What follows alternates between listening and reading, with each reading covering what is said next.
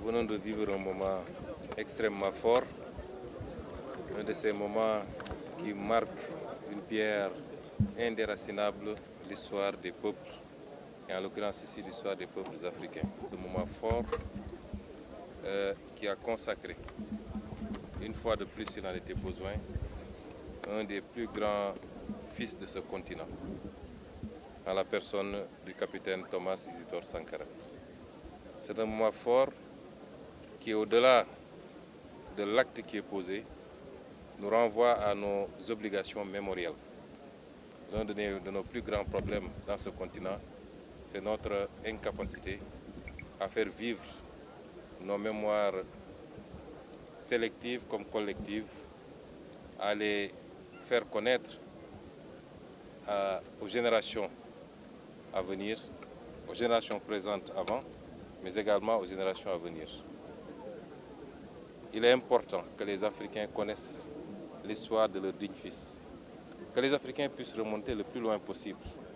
De grands fils d'Afrique tels que Cheikh Anta Diop et Joseph Kizerbo ont consacré toute leur vie à ce travail mémoriel, remontant jusqu'à l'Égypte antique, pour nous faire comprendre que nous ne sommes pas orphelins d'histoire, contrairement à ce qu'on a voulu nous faire croire, que nous ne sommes pas ce continent qui n'a jamais apporté sa contribution dans l'évolution de l'humanité.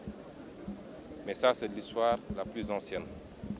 Mais il est bon aussi que les Africains connaissent leur histoire la plus récente à travers ces dignes fils, tels que Thomas Sankara, tels que Patrice Lumumba, tels que Cheikh Anta Diop, Mamadou Dia, tels que Kwame Nkrumah, et tous les dignes fils de l'Afrique qui ont essayé de surfer dans ce sillage.